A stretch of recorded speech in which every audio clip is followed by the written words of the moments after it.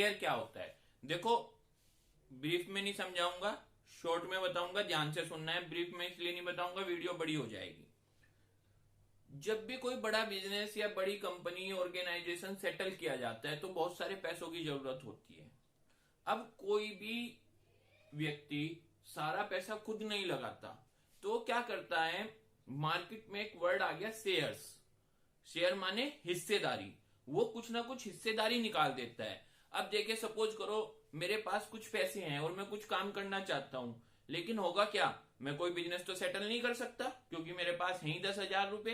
तो हम क्या करेंगे, किसी ना किसी बड़ी कंपनी में वो पैसे इन्वेस्ट कर देंगे, उसके शेयर खरीद के। एक तरीके से मान लिया मैंने रिलायंस के शेयर खरीदे, तो 10,000 रुपए में मेरे पास रिलायंस की कुछ हिस्सेदारी आ गई। कहीं ना कहीं मैं रिलायंस में हिस्सेदार हो गया। अब शेयर कोई चीज नहीं होती, शेयर एक वर्ड है। जैसे कि एक टिकट हो गया। अब सपोज करो रिलायंस ने अपने शेयर निकाल दिए। शेयर निकालने का मतलब है उसने उनकी एक कॉस्ट रख दी, भैया 100 रुपए का एक शेयर है, तो मेरे पास 1000 रुपीज है। मैं गया, लो भैया 1000 रुपीज मुझे 10 शेयर दे दो, मुझे 10 शेयर दे दो।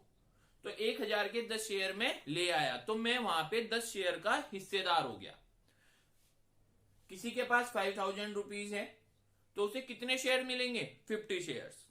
अब वो कितने शेयर्स का हिस्सेदार है, वहां पे कितने शेयर का पार्टनर है, 50 शेयर्स का। अब शेयर खरीदने के बाद हमें फायदा क्या होता है, सबसे पहले हमें यह पता लगना चाहिए।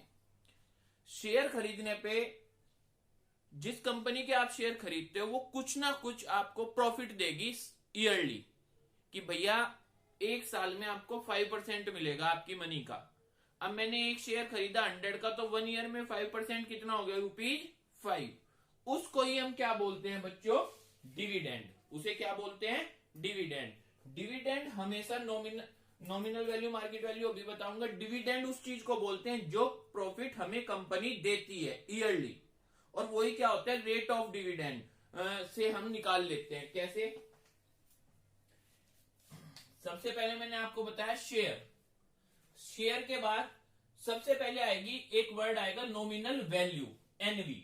नॉमिनल वैल्यू वो होती है जो कोई कंपनी किसी शेयर की फिक्स कर देती है। एक fix value is called nominal value. एक फिक्स वैल्यू को हम क्या कॉल करते हैं, नॉमिनल वैल्यू कॉल करते हैं। अब कोई कंपनी है, उसने कहा भैया हमारा एक शेयर 100 रुपीज का है, तो ये होगी उसकी नॉमिनल वैल्यू। ये फिक्स वैल्यू होती है, ना तो ये कभी शेयर की घटती ना कभी ये बढ़ती, इसे बोलते हैं फिक्स वैल्यू। इसके बाद बच्चों एक दूसरा वर्ड है MV, meaning market value. What is market value? Market value क्या होती है, कोई भी शेयर मार्केट में according to performance of company, company की क्या परफॉर्मेंस है उसके अकॉर्डिंग शेयर सस्ते और महंगे बिकते हैं। जैसा किसी कंपनी के शेयर का जो नॉमिनल वैल्यू है, फिक्स वैल्यू है, वो 100 रख दिया, कंपनी ने अपनी तरफ से 100 रख दिया, लेकिन मार्केट में कंपनी का डिविडेंड अच्छा होने से, कंपनी की परफॉर्मेंस अच्छा होने से उसका शेयर बिक रहा है भैया 120 का। अगर मैंने शेयर खरीद रखे और तुम मेरे से लेने आए कि हमें रिलायंस के शेयर चाहिए जी, मैं कहूंगा भैया अब तो रेट 120 हो गया।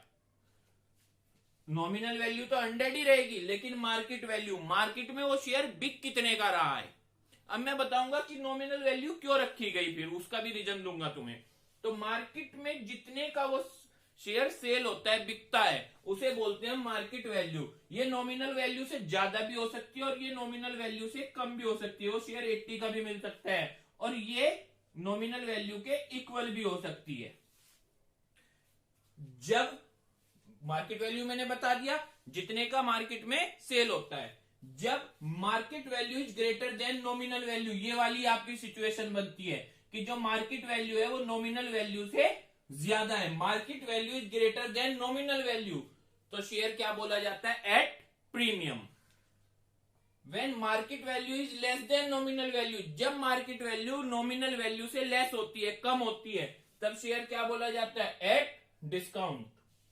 When market value equal to nominal value, जब दोनों इक्वल होंगे तो एट पार।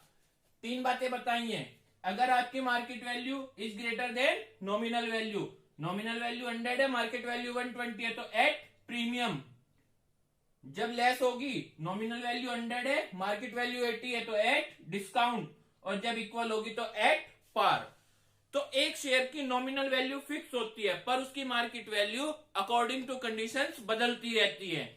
अगर market value is greater than nominal value then at premium, market value is less than nominal value at discount, and market value is equal to nominal value at par. इसके बाद एक word आया था dividend. मैंने आपको शुरू में ही बताया था कि कंपनी कुछ ना कुछ प्रॉफिट देती है। वो प्रॉफिट जो कंपनी हमें देती है, जो पैसा कंपनी मुझे देगी ईयरली, कंपनी क्या करती है, एक रेट फिक्स कर देती है, रेट ऑफ डिविडेंड। कंपनी कहेगी भैया हम तो 5% ईयरली देंगे, तो वो 5% हमेशा किस पे देती है, नॉमिनल वैल्यू पे, ना कि मार्केट वैल्यू पे। आपने शेयर चाहे 80 का खरीदा, चाहे 100 का, चाहे 120 का, लेकिन जो प्रॉफिट मिलेगा वो आपको किस पे मिलेगा, 100 पे। तो 100 का 5% कितना होगा, ₹5। अब आपने शेयर 80 का खरीदा या 120 का, उसका कोई फर्क नहीं होता, समझना। तो हमें जो प्रॉफिट मिलता है, जो डिविडेंड मिलता है, प्रॉफिट का दूसरा नाम इन्होंने रख दिया डिविडेंड। तो डिविडेंड जो हमें मिलता है वो हमेशा किस पे मिलता है बच्चों, नॉमिनल वैल्यू पे। इसके बाद नेक्स्ट फॉर्मूले हैं कुछ, मैं बता देता हूं। सम इन्वेस्टेड, कि मैंने शेयर्स में कितना पैसा इन्वेस्ट किया, बड़ा आसान फॉर्मूला है। नंबर ऑफ शेयर्स बॉट, कितने शेयर खरीदे हैं, into market value of 1 share. अब सपोज करो मैंने किसी कंपनी के 20 शेयर्स बाय किए और मार्केट वैल्यू एक शेयर की है 100 रुपीज, या चलो कम ज्यादा ले लेते हैं 80 रुपीज। तो मेरा इन्वेस्टमेंट कितना हो गया, 1600। तो मेरा इन्वेस्टमेंट कितना हो गया, 1600। उसके बाद इस एक फार्मूले से आप 3 चीजें निकाल सकते हैं, सम इन्वेस्टेड भी, नंबर ऑफ शेयर्स भी, मार्केट वैल्यू भी, आपको अगर दूसरी 2 चीजें गिवन है। इसके बाद डिविडेंड कैसे काउंट होता है, total dividend, number of shares यहां रखेंगे, डिविडेंड परसेंट जो आपको रेट गिवन होगा 5, 4 जो भी, into nominal value of 1 share. इसके बाद रिटर्न परसेंट ऑफ और इनकम परसेंट, सॉरी ये ऑफ गलत लग गया बच्चों, और इनकम परसेंट, रिटर्न परसेंट और इनकम परसेंट या प्रॉफिट, ये सब एक ही वर्ड होते हैं। क्या रिटर्न आ रहा, क्या प्रॉफिट आ रहा, क्या इनकम आ रहा, वो कैसे निकलती है, जो इनकम हुई वो upon investment into 100, income upon investment into 100। तो इनकम, रिटर्न, प्रॉफिट और डिविडेंड सारी एक ही बातें होती हैं। तो अगर हमें प्रॉफिट परसेंट निकालना है तो बड़ा आसान है, जो इनकम हुई, इनकम माने जो टोटल डिविडेंड मिला, अपॉन इन्वेस्टमेंट जितना पैसा इन्वेस्ट हुआ था इंटू 100। भैया हमें इतना प्रॉफिट परसेंट टोटल आ रहा है हमारे इन्वेस्टमेंट पे, ना कि नॉमिनल वैल्यू पे। नॉमिनल वैल्यू पे नहीं आता रिटर्न परसेंट, ये आता है हमारे इन्वेस्टमेंट पे। यही आपका शेयर एंड डिविडेंड है, इसका यही बेसिक है।